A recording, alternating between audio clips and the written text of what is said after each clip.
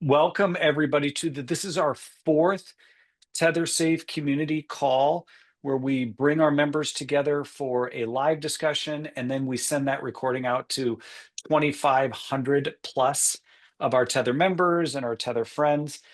We've had some really great guests. We've had a couple panels. Then we had Kevin Sears, the president of NAR, on 2 times ago. We had Craig Rowe, one of the big Inman reporters. If you read Inman, you read Craig. He was on last month, and we've got a great panel this time, which I'll get to. But before that, just a couple of kind of housekeeping items or Tether items. Those of you that are members, just know that the technology continues to evolve. So we've got all this amazing safety stuff, and we all know that, and we continue to improve and evolve that. But there's a couple of productivity things that are being worked on. One is out. That's the mileage tracker. So if you're paying for a mileage tracker, don't. Be with your Tether membership. It is included. It's amazing. It's unlimited. You can use it all the time. I was in Europe 2 weeks ago. It tracked me through Europe.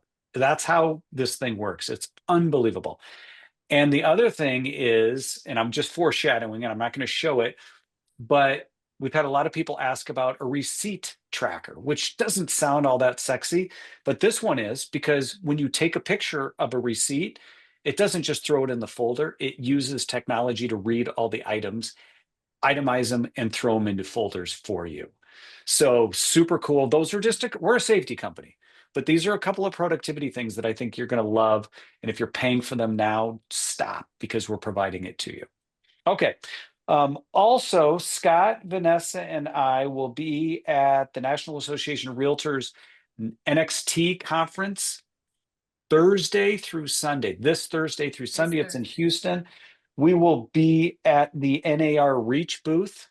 It's on the floor. I don't know the number, 22 something. Fernanda probably can chat the number. She yeah, has just put somewhere. just put it in the chat. You'll find us. And for those that don't know, we're really proud to be an NAR Reach company, which means the National Association of Realtors has seen Tether, and they are investing in Tether through their accelerator program. So we're super excited for that. We'll be down there. Okay, so Scott mentioned already. I'm going to mention it again. Happy Veterans Day. If anybody is a veteran, married to a veteran, the child of a veteran.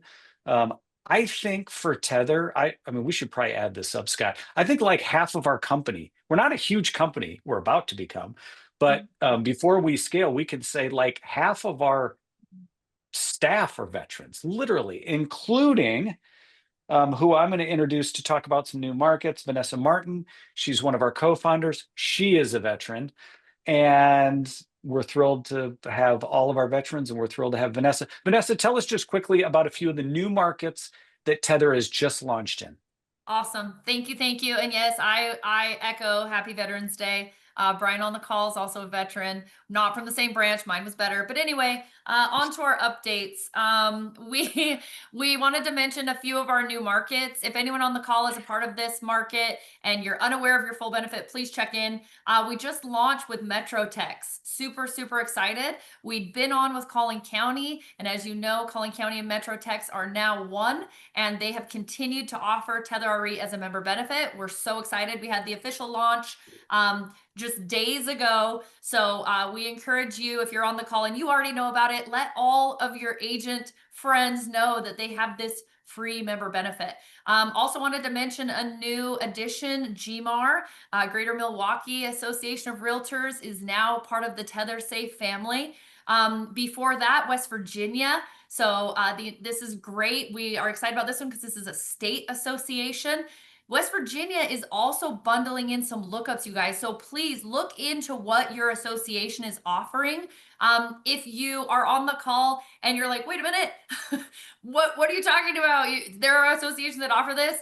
If you guys are interested, you can always connect us with your leadership. We're happy to have those conversations. Last shout out I want to give is to one of our untraditional partners, Shawami. If you're not familiar with them, look them up. They are crushing it. They are offering Tether RE, and their members have the highest adoption of Tether RE of all of our partners. So we're super proud to protect them, especially because they're a touch more vulnerable, where they don't always know the people they're meeting. So we're really proud of that. So Yeah, excited to Yeah. have everyone on the call. For those that aren't aware of those markets, by the way, Metro Texas, Dallas Metro, and Collin County is just north. So merged, that's an association of 37,500 that are paying for Tether for all of their agents, a full subscription. So I think now when we add up the people that are paying, the associations are paying, we're probably up to maybe 50,000 or so. And if you look at the associations that are providing it at a discount, including Bright MLS, I think we're probably now well into the 150, probably approaching 200,000 realtors that have Yeah. access to safety. So this is from zero 1 year ago. So we're super excited for all of that. Okay.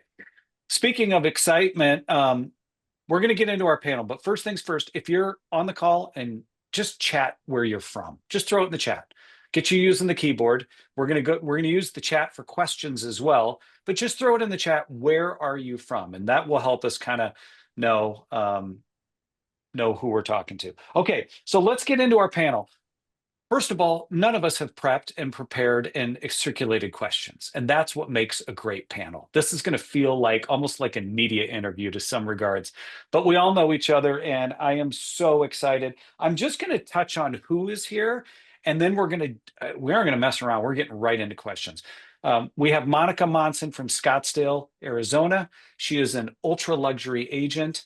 I'm not going to read your bio, Monica. I'm just going to pull out a couple of things. She and her team have done over 700 million in residential real estate. She also founded and is the CEO of the Noble Agency, which is an independent, ultra luxury, hand curated group of advisors that you can ask anybody across the world. They will tell you this is the gold standard of independent real estate companies. She's won so many awards. I'm not even going to mess with them, but we're super excited to have Monica here. And I'm going to get to you in a minute, Monica.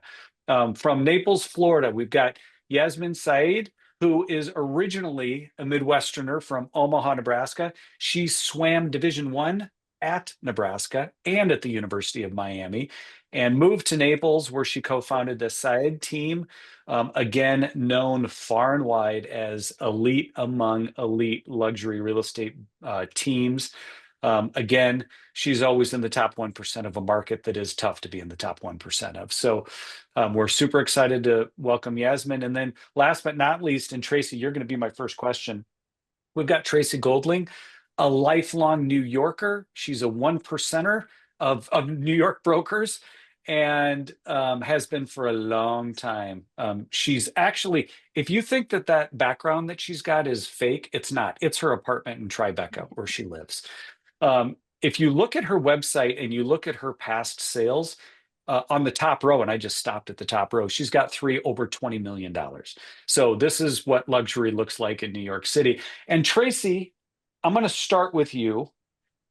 Just in a few words, tell us about the luxury or the ultra luxury market in New York City. Like you got some changes there. It's in the headlines a lot. How's the market feeling in New York right now? Well, thanks for having me. I love talking about New York City and New York City real estate. So that was a multi-level question. So first, I'll address probably what everyone wants to know. What's going to happen? What do you think is going to happen? What is happening with the new mayor election? New York City is really resilient. So I have been selling since 1995. Interest rates were 12%. After 9/11, we had trauma. After 2008, after COVID, these are all times that people panicked and wondered what's going to happen in New York City.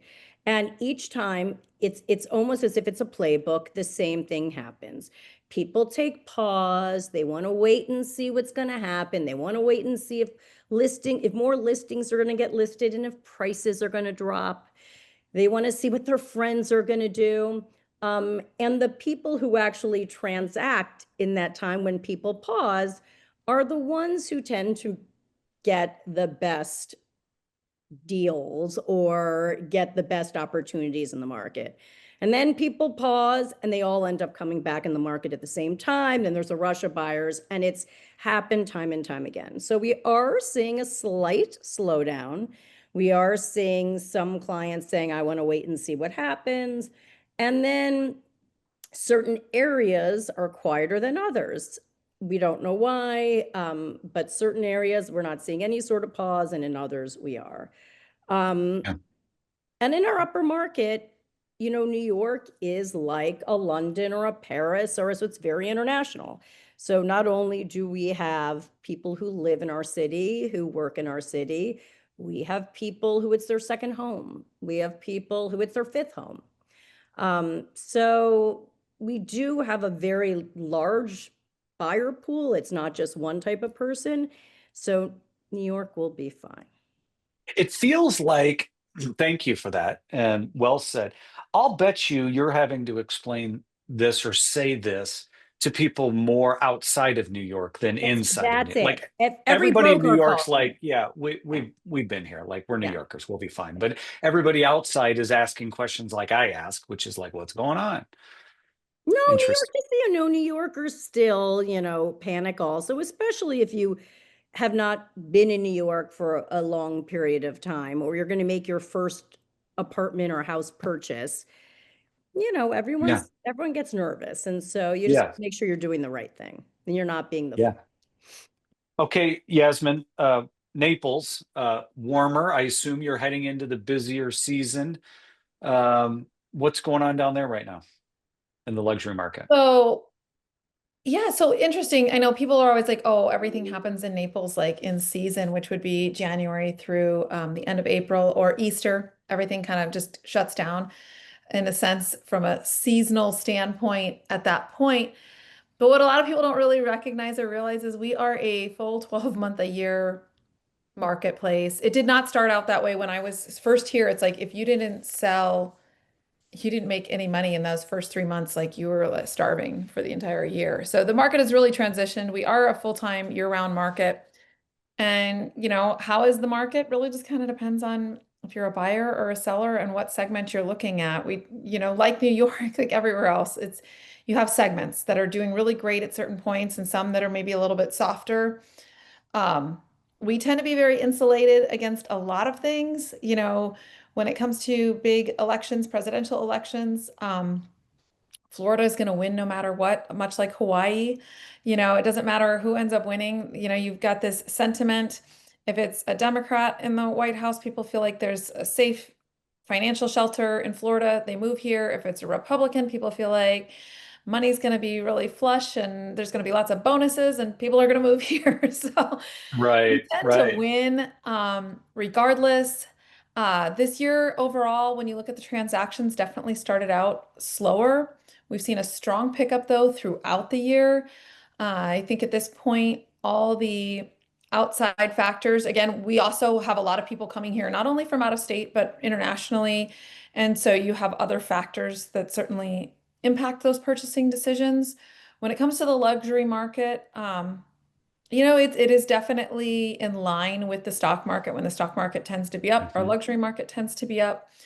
What the ultra luxury market is its own segment. That market was on fire at the beginning of the year. It's like you couldn't sell anything else, but if you had 8 figures or more, that market was moving quite well at the beginning of the year. The last 2 months, I've seen a very strong pickup in the buyers and my listings. I'm having a hard time keeping them on the market. Things are moving. I know that's not the case for everyone. We've seen, we were seeing about a 3-to-1 ratio for every listing coming on market throughout the summer, a 3 price reductions. So if there were Mm. 200 listings coming on in a week, we were seeing approximately 600 price changes. The market has essentially adjusted those people that were aspirational, that just listed too high. I think that now there's some more reality happening. People are more realistic about the pricing. So now the pricing is at a point where buyers want to Yeah, transact. Interest rates are yeah, where they are. So yeah, that's going to be that deal. So we're really in like yeah. in a good It's spot. it's interesting you mentioned that because there's people on here from everywhere. There's Yeah. there's there's people from Cedar Rapids, Iowa, where I'm from, and hello, Scott. And I think there are certain truths that happen across. real estate. And one of those is, as markets go from the 21, 22 market to now, you have seller mentality that's like, I'm going to get those 22 prices. And it just takes a while as you kind of shift in and out of these buyer and seller markets but that's true. It's true in Naples. I think it's good for everybody to hear. It's true in Naples. It's true in New York. It's true in Scottsdale. It's true in Cedar Rapids, Iowa. It's true in Bozeman, Montana. It's true everywhere. The other point I'm really glad you made, because I think a lot of people make this mistake, I do too, is that that a lot of these markets are truly, there's, a belief that they're truly seasonal, but they're really 12-month markets. And COVID had a lot to do with that and just how people shifted their mentality, right? It's not just snowbirds anymore. It's like, I'm going to go work there all the time, or whatever it was. So I think that's a great point to make. Okay, Monica, Monson, Scottsdale, temps are coming down a little bit. Do you feel the season coming on, and how's the overall market feeling down there? Sure, sure. Yes. Well, we're in the 84s, as I kind of shared with some of you earlier, which is incredible. We've had a great season. We, like Yasmin's market, we also have a year-round market. I think there's a perception that Arizona, because of the heat in the summertime, it dies off. And our prime season really is starting now, and it's really October through May, June. And then the summer season typically are those that are relocating. Perhaps they are coming in and starting school and they kind of need to be here by a certain deadline date. So they're willing to battle out that 110 day and look at homes, maybe perhaps less buyers out at that time, but more serious buyers. Our market in general right now is what I would consider very steady. It's very calm. We have more inventory coming on. As we get into the luxury markets and the ultra luxury markets here, it does tell a very different story. Sales are happening at a quicker pace. Things are selling within a 60-day window at most, depending on the property. We do have some that are no rhyme or reason as to why they might be sitting. I think people are it's very specific on location, amenities, and really truly how new the home is. One of the unique things that we have in Scottsdale and Paradise Valley itself is we have a limited amount of inventory and also land available. So from a development standpoint, throughout the Phoenix metro area, a lot of our development is further west and further southeast, but we're kind of landlocked in Scottsdale and Paradise Valley. So it's continuing to impact the pricing on current available homes. And, there's, of course, the infill lot here and there, but people are going through the process of finding a property if it's an older property, tearing down and rebuilding. So we have lots of different options to choose from. The ultra luxury market is doing really, really well. The big thing for us here is lifestyle and maybe some things that are a little different and unique. We have we're a golf mecca, one of the golf meccas nationally. And so what we're finding in that higher end market space is people that want to buy property and live the lifestyle, but they want access to golf. And since the COVID days, our golf communities and our golf courses have been oversold with long wait lists, and it's been really difficult. So we found there's certain communities where people are tired of waiting and they really want to pursue their lifestyle.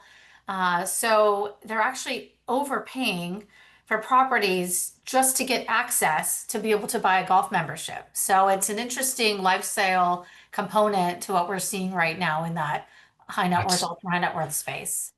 And I suspect the initiation fees at some of these clubs are in turn reflecting that. Just out of curiosity, what's an initiation at one, like a Silverleaf or a Estancia? Roughly, what are initiations? Sure. So they vary greatly. So in Silverleaf right now, you're looking at around 600,000 for a membership fee to get in, if you can get in. Right now, you have to find a property that has access to a golf membership. Although we have some relationships, if anybody would like to join there, let us know. And then you have a community like Estancia. It's very different. It's a smaller community. There is no wait list right now. You can't get access to membership unless you purchase a property that allows for access. and the membership there right now is $275, but they have a very limited membership, so there's no wait list currently. On the high end, probably the most private club in the area, it's $1 million non-refundable just to have Wow. access. It's invitation only, and that's at Scottsdale National. And then we have a variety of other clubs that are absolutely wonderful. And honestly, it just depends on the environment that people want that start in the 175 range on up. That's So, there's unbelievable. variety. Yeah. I Yeah. love this. You make Naples cheap. Right? I It's so affordable. I That's know fine. it is. It's just you can't get in. We have, and this is kind of unique. I don't know how this is in Florida, but we only have one community in our area here. Well, I guess two communities that are worth mentioning. One is a community that every single homeowner in there, when you buy, you're required to join. So every single homeowner in that community is called Desert Highlands, becomes a golf member. That's not always true in the other golf community, private club communities. And then we have another community that's very unique, Desert Mountain, which has 7 golf courses. So they have 6 clubhouses, performance facilities, everything you can think of related to golf lifestyle. And so that's very unique. I think it's unique nationally. I don't know of another community that includes all of those things. But for somebody who's serious about enjoying Arizona Yeah. golf lifestyle, you might as well You have. got it. You got Absolutely. it. Awesome. Thank you, Monica. And by the way, in the chat, I mean, if you want to see like luxury real estate and what it takes to be a luxury agent and all that, you can find, you can go to the Wall Street Journal, man, you can go to a million places, or you could just follow these 3 on Instagram, and their handles are all down below because they are truly luxury agents. And speaking of which, you mentioned I think, Yasmin, you mentioned Hawaii. I see the great Eileen Lacerte has joined us. You want to talk about a luxury agent in Hawaii? She is legendary. So welcome, Eileen. Thank you. Okay. It's still early here, so no camera. Yeah, come on, Eileen. That's like Come our on, side joke. Eileen. Yeah. Okay. So let's move back to now. We're going to do some rapid fire questions. We're going to talk about the industry. We're going to talk about luxury again, and then we're going to talk about safety because we are a safety company. But just in the industry, you guys are all leaders. What is one thing you're keeping your eye on, like focusing on? And that side note for all agents, these top producers generally don't get caught up in the noise, right? You keep your head down, you work hard. That's what makes a top producer. But there's a lot going on in the industry. Is it AI? Is it broker consolidation? And what are the types of, give me one thing from each of you that you are keeping your eye on for 2020, good Lord, 2026. Monica, I'm going to start with you. Sure. If I had to just kind of narrow it down, we are a company who sees very, very focused on not getting involved in all the noise in any of those categories. But I'd say the number one thing that we are keeping our eye on is our clients. I think it's so important to really be in touch and in tune with our clients in all aspects and all price points and lifestyles in our area, and understanding what they need, where they're at in their lives, the stages in their lives, and how we can provide the most personalized, high quality expertise and advisory to them to help them succeed in any way that they want to succeed. And I think that's Great. for us the number one. Love it. Well said. Yeah, Yasmin? I couldn't really say it any better than Monica. My primary and number one focus is on the clients and really on those one-on-one interactions and connecting with them and making sure that they are hearing directly from me. Technology is great. I love technology. I'm a huge fan. I love making things more efficient. And that's fantastic because the more efficient I can make things, then that means I have more time to just be present with the clients. And that's the number one thing. And that's truly with a separation for luxury is being able to Yeah. focus on the person. You guys touched on something, and this is another general industry question or luxury question. Then we're going to get into safety. Um, so being a luxury agent and being a successful luxury agent obviously doesn't happen immediately. It's skills and relationships and a lifetime of work to get to the point that you guys are all at. there's a lot of people that are aspiring to that one day. So what is one or two things, just one or two things that you think sets apart luxury agents from like, what are the one or two things that luxury agents have to do that maybe sets them apart a little bit? I hope I'm asking that the right way. And Tracie, I'll start with you. Oh, okay. I'm gonna say, and it's funny because I showed an apartment last evening to someone, and I was surprised how the broker interacted with her clients. And so I think it's how you, a real important component, and there's so many, is how you interact with your client. Your client is buying luxury. You have to put yourself in their mind frame. And so you have to treat them the way they would want to be treated. You have to treat them the way you would want to be treated and give them the information that you would want and that you would expect that they would want, in a professional manner. You have to, every interaction has to be professional. You come, you shouldn't be drinking coffee and wearing jeans and a t-shirt.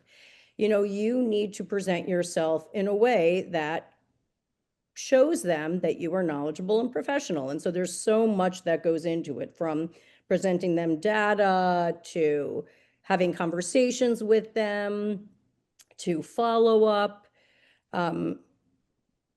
You need to set yourself apart from the average person. Yeah, that's such a great, I think that's such a great point. And you're also, and again, I'm maybe projecting here a little bit, but you also are dealing with buyers and sellers that, everybody's educated, right? You can get information everywhere now, but you might be dealing with a higher degree of education. You might be dealing with business owners that are reading financials for a living, and giving them that type of information in a manner in which they expect it is more than just kind of reciting what's going on in the MLS. Yasmin, what about you? One or two things that set you apart as a luxury agent that you just have to do maybe a little extra?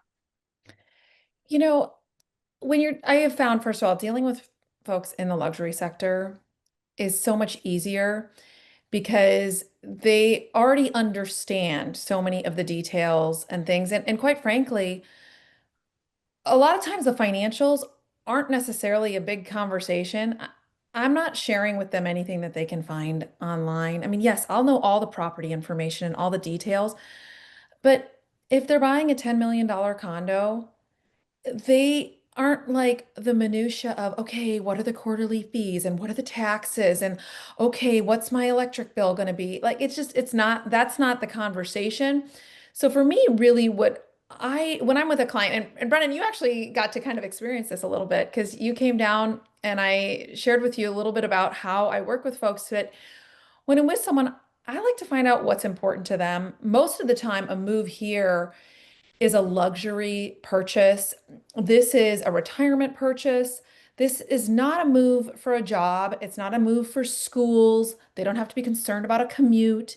This is, you've earned this. How are you going to spend your time? And so then when I'm having a conversation with that client, we're going back to that goal of how they're spending their time and what's important to them. And maybe they love food. Okay, great. So when we're out and about, I'm going to be like, okay, you've got to check out this restaurant. And if they want something really divey or something really fancy, and what does your lifestyle look like when you're living here in Naples? That's really how I'm elevating and connecting with the clients. They don't need me for the minutia things that they can figure out on their own.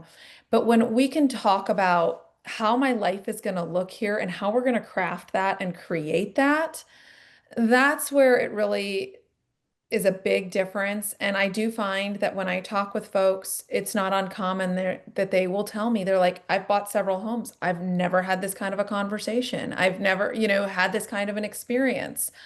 Um, Even when we're looking at homes, how are you going to Yeah, live in this home? It's great, it's pretty, right, but does it work for your lifestyle? right. Yeah. I think that's a great point. And by the way, I've had the great pleasure of getting a market tour extraordinary from both Yasmin, and Monica in those 2 markets. And if you ever get that chance, it's great. Tracie, I'm coming for you next. But it's really special. And I'm going to put in the link because you just made me think of it. Yasmin's got a great booklet that's printed, but it's also online, called The Favorites of Naples. And these are her and her team's favorite places. And that's the insider stuff, right? That you just can't get by looking at statistics and all that good stuff. So I'll throw that in the chat. It's really cool. That's Yeah, well just said. what's it like Okay. to live here is really how I set myself apart. And and with sellers, I am so transparent and they love that. I don't sugarcoat. I don't tell them what they want to hear. They find it so refreshing that I think a lot of times when you're dealing with CEOs and CFOs and any C-suite people, they're the ones that are used to being in charge, and they do find it refreshing when you cut through all of that and you don't tell them Yeah. what they want to hear. You tell them the Yeah. facts, you get to the point, and they love that. Monica, how about you? Yeah. What sets you and other luxury agents apart? Well, I think if somebody's trying to build a luxury business and or what sets us apart here as well is we really challenge our advisors to all think like CEOs. So everything that we do on a day to day, we're focused on a very personalized, highly skilled advisory experience. And there's a lot of things that go into that. There is the knowledge and really understanding. I say, get to know who the clients are, and don't focus on who you perceive them to be, right? Mm, Because I think people hear luxury and they automatically put this sort of viewpoint of who those people are, and that everybody likes the same things and everybody has the same needs. And so, we're really about diving in a little bit deeper and understanding who the client is so that we can service. And then I highly recommend, as you're developing, if somebody's trying to elevate and build into this business, hospitality is a huge part of it. As Yasmin said, we need to understand all of the favorites, the lifestyle aspects of our given market. What makes our market different? And know and recognize when we share those pieces of information to the client. It's something so simple, but really focusing on that mastery side, especially that really high end. They want their time is valuable. They only have quick moments of time that they have available. If we can really serve them, with intention, I think that's where the difference is. And I know that everyone here on this panel certainly does that at the yeah. highest level. You just made me think of it. I mentioned the Instagram accounts. A side note, if you want to see how to present market statistics, by the way, and do it in a unique way, follow Monica on Instagram. She just released, I think, your weeklies or your monthlies. I can't remember. That was the But weekly. Yeah, I yeah, pin it at the top every week. If anybody wants a market update for the week in Scottsdale or Paradise Valley, the whole area, just but if you look at that pin. But if you want to see a really different, unique, curated way that that's shared, you have to check this out. No, I don't see anybody doing it anywhere in the country quite to that level, and that's a testament to Monica and Angelica and the team. Okay, now let's talk safety a little bit. I think there might be a perception, and maybe it's correct and maybe it's not. We'll find out that, okay, you're dealing in luxury and you're not going into, abandoned properties. You're not in, you know, out in the middle. You're dealing in luxury. So maybe it's just perfectly safe and there's never any safety issues. Uh, Maybe that's true. Maybe it's not. So there's going to be 2 questions. The first question is, like, how do you even view safety and luxury? Is it something you even think about? And then I'm going to come back and ask you all, do you have one personal or incident that you've heard about either yourself or from another person, and how was that handled? So the first question around safety is, how do you view safety? Is it something you think about? Is it something you don't think about? I'm going to start this time in the middle. Yasmin, what about you? So I obviously have a little bit of different background given that my husband is in law enforcement. And so I tend to have a completely different view on a lot of things. And so I do consider safety. I think these Matterport tours are terrible. I basically, you can figure out how to walk into somebody's home, how to take what you want to take, and how to exit their home and, not be detected. I think our industry is really weird, like on the MLS, excuse me. You can see if a house is vacant or if it's occupied or, like what the access and showing instructions are. So I do think that the safety aspect of our industry could use a lot of improvement. One of the things that we do, especially on our luxury listings, we do not put 50 photos of our listings online. We will select the best photos. We always have more photos and we have virtual tours and we have all of those things, but we're selective on what we place online. And then when the listing is going to come off market, we will remove all of the photos except for the main photo. Agents hate this because they want to be able to do a market analysis and they want to be able to look at all of it. And I can appreciate that. But as a new homeowner, do you really want somebody to see every way in and through your house? And that's just one of the things so I am very safety conscious. I do Yeah. look at things in a very different way than most people. And I do consider things that a lot of people don't consider. And as for my personal safety, I mean, yes, I do primarily live in the luxury space, but that doesn't mean I'm not helping others. And I do go throughout the market. Many years ago, I did have an incident that did definitely question my safety. And I, at that point, went ahead and got a concealed weapons permit. And so I am conscious of my surroundings and where I'm at. And now it's great too, because you can have different apps on your phone. You can have, Find My if you have an iPhone. You can have Life 360. You can have Tether Real Estate, so people can be tracking you. And people have access to my calendar and they know where I'm at and who I'm with. So I do think it's Yeah. something our industry definitely needs to improve, Yeah. So You said that when I was down visiting you in the spring, or maybe it was last, I don't remember when it was, about Matterport, and I never thought about that. And it is, when you think about it, it's like you are putting points of entry, points to hide, points to exit, right there for somebody. And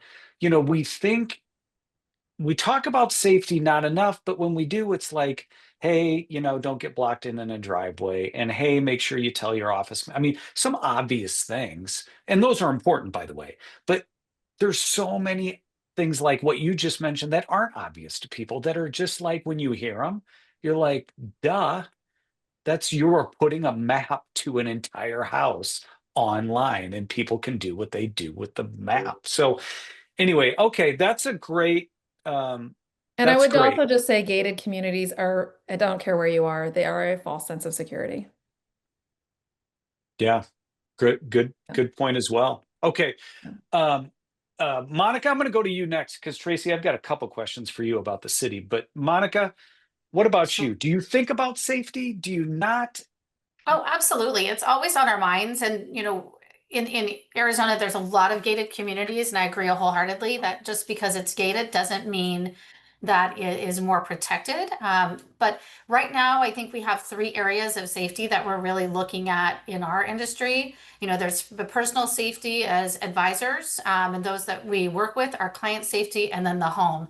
And so it's really, I find it very, very important that, especially in luxury, and that we have a great knowledge of the systems and safety features of properties as we're listing them, as we're working with buyers, so that we can go ahead and share some of that knowledge with our clients. A lot of times in the luxury, especially the ultra high net worth space, people have specific needs, and we need to be aware of what those needs might be. So, whether that's a safe room, whether that is the extended security systems, premium security systems, sometimes homes have zones. So just being aware, I think it's a really great value add as an advisor if you have some expertise and knowledge in that area. And then certainly just being aware. I had a personal situation at an open house a long time ago before Tether was available. And happened to be in this home. And at the time, I always, in this one particular area, they're big lots. And so would keep a back area open as in the front. And I had an instance where some people had come in and it was really, really uncomfortable. And Mm. so I was fortunate that, you know, they kind of made their way, but they split apart. And as it happened, someone else came in. And so they waited with me until they left. Mm. But it was, there's lots of stories, and you just have to be mindful of your surroundings and make sure that, you know, if you are hosting an open house together or by yourself, that, you know, you have people know where you are, you have people checking in on you, those kinds of things. And we have one large luxury property right now that has two, essentially a main home and a full second guest house.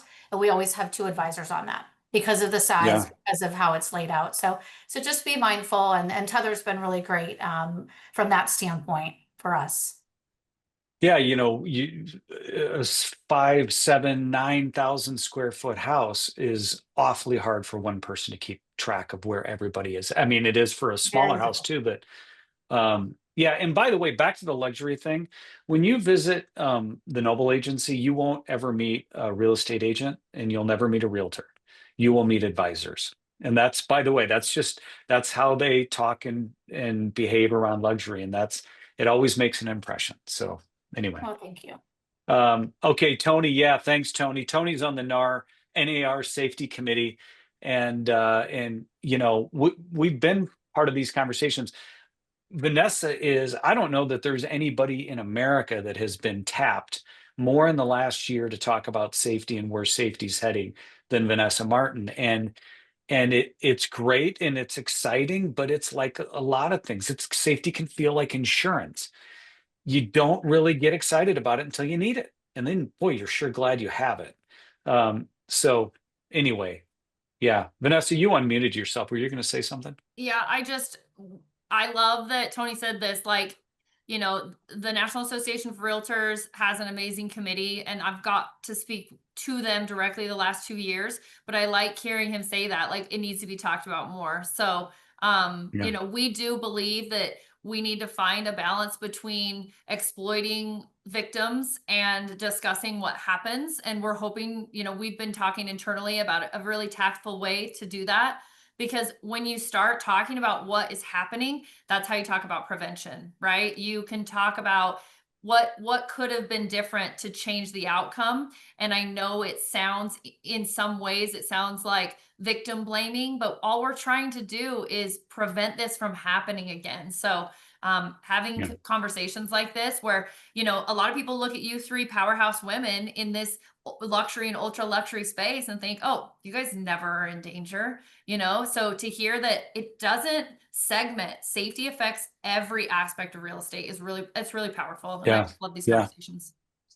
Okay. So Tracie, thank you, Vanessa. So Tracie, okay, New York City. On one hand, it's a big city and it's amazing city. And, you know, there's people that maybe aren't familiar with New York that think, oh my gosh, it's New York. It's, you know, is it safe? Is it not safe?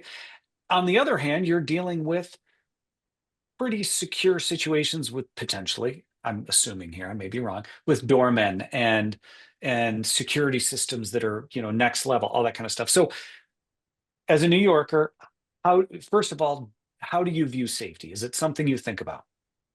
So I do think about, and I think about it in the two different ways. One, personal safety, and one, safety for my seller if I'm representing a property. And Yasmin said something that's spot on. Unfortunately, with the Zillow Street Easy, one of the many things they do that affects our sellers is, once you list on there, you can never remove your photos from their site. They will live on. You can replace them with new, but they will always show the old photos. So oftentimes a new seller will say, I don't like that they know my bedroom is on the front. I don't like that they know, you know. Unfortunately, we can't remove it. So that is something that I do think for safety is another thing that I hope we can win this case. But in terms of New York, it's different, as you said, because we do have many of our buildings are doorman buildings, and we have co-ops and condos, and many of our buildings put on restrictions as to what you can do for open houses, broker open houses. So since COVID, everything I do is by appointment. Even if we call it an open house, it's a by appointment open house. Even if it's a broker showing, it's by appointment, not just random people coming in. So I'm able to say to the doorman, I have 4 showings. Would you like their names? Half of the doormen say no, and some say yes, I'd like to check them in. So I can give them a printout with the people's names so they know who is coming in and out for an extra level of safety. Also for the other owners in the building, they don't want random people wandering around their building. I like to meet people in the lobby so the doorman sees me with them and then walk them up to the apartment. So I do things like that for safety, but then we do have situations where we have non-doorman buildings. And so in those situations, I'm sure to let the seller know what time my showings are, when I'll be there exactly, and that after the showings, I will immediately email them to give them feedback so they know when I'm in and when I'm out. And the same thing, I meet the person in the lobby, bring them up, escort them down. Townhouses are the only thing in New York that it's a little bit unpredictable because most of the time we'll get showing requests through brokers. But there are occasions where people will come to us directly. And if it's not someone you know or know of someone, like it's not someone through school or not someone through, it is concerning. And once again, we cannot, we have to show the property to everyone. We cannot choose who to show a property to, or else it is discrimination for whatever reason. So even if we think they're off, you still have to show it to them. So those are the times that you often don't realize something until you get there. And then you're alone in the property with them. And I literally am keeping my phone on like that emergency button, and it's uncomfortable. I often think, wouldn't it be before Tether? I remember thinking like I should wear like I've fallen and I can't get up necklace to like press it. So like help will come. Because it is uncomfortable. The other thing then in New York we have to be concerned about, and every once in a while an email will come around, are the scammers, the people who are really good at pretending they're buyers, they have money. I don't know what these people get out of it. It must just be a high pretending they're wealthy, going and seeing properties and then making offers on properties. But I have had a situation probably around 10 years ago now where someone wanted to come back for a second showing in the evening, like 7 p.m. And their broker came with them. And they said the last minute, we'd like to bring an architect. And I was thrilled because that meant there was other people in the property besides me. And the architect, I knew this guy, it just didn't feel right from the beginning. The architect came over to me like 10 minutes in and said, this guy is a scammer. I've been on my phone now Googling him, and this is what I found, a different name. I'm staying here with you until I know that till they've both left the building. So I was very comforting to know that this person was with me, they might not have been with me and it could have been a scary situation, but. Yeah. Well, thank you for sharing that. And that's an interesting perspective on the city, or a big city, and kind of how, and we were talking earlier about, the industry, and thank you for none of you saying that you're focusing on AI. This would be the first panel in maybe a year ever done anywhere in real estate where somebody didn't mention AI.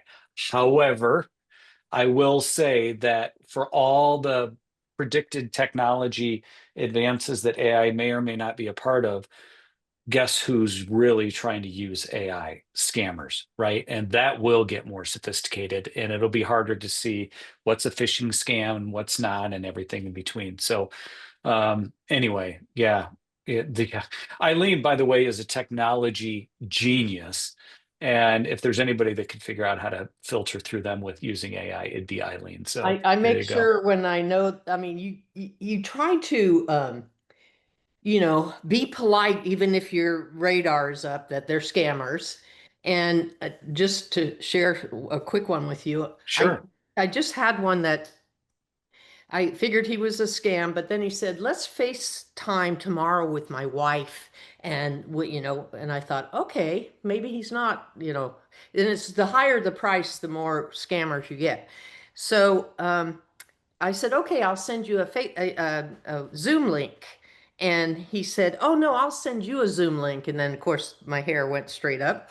And so sure enough, I took his link that looked like a Zoom link and put it in AI and researched everything. And it said, this link would allow him access into your computer. And do not press on it. And that's exactly what I thought, but it confirmed it. Mm. So I wrote him back and said, I forgot to mention that I'm an AI certified realtor, and your link is a scam, and sorry that you wasted my time. Boom. Yeah. Well, such an interesting thought. I never even thought of that. We, I think, are probably all pretty good at Googling a phone number, or if you've got Tether, you can look it up quickly. And but who thinks to, use AI or some sort of search portal to research a link? That is such good insight. How about Eileen, since we have you and you've been kind of at a high level in Hawaii all the time, do you think about safety a lot other than what you just mentioned, or do you feel like Uh, it's not a huge issue where you are? It depends, like the other said, it depends where you're showing. In the resorts, I don't worry at all. You got to go through so much security over and over and over again just to get into one place. Uh, Right. but we're a big Unless you're in a White island. Lotus, in which case you're going to want to keep an eye on that. Yeah. We're a big island, so there's so much properties that are way out where they don't even have, utilities. Those are the ones where I worry about my agents going to. Mm-hmm. Mm-hmm. Yeah, I could totally see that. Okay. Are you going to be at NAR, by the way, Eileen? No, sorry, I'm not. Okay. All right. Well, we'll catch you next time. Okay, guys, we are wrapping this up. We try to keep these within an hour. Everybody's time's valuable. I want to thank all of you for attending, first of all, and participating. Like we said at the beginning, these are almost like live interactive podcasts. This ultimately is going to go out to over 2,500 people, and that's where a lot of people will be seeing this. But I want to thank all of you for attending. But good Lord, I want to thank these panelists, Monica and Yasmin and Tracie and Eileen, our honorary panelists. Thank you so much for taking time. You're all incredibly busy people, and sharing insights on the industry, on luxury, and on safety means the world to a lot of people. So we cannot thank you enough for taking your time. We'll be back here in December at some point. And in the meantime, if you're at NAR, stop by and see us. And again, happy Veterans Day to all of you, veterans or family of veterans. Have a wonderful day. Stay safe.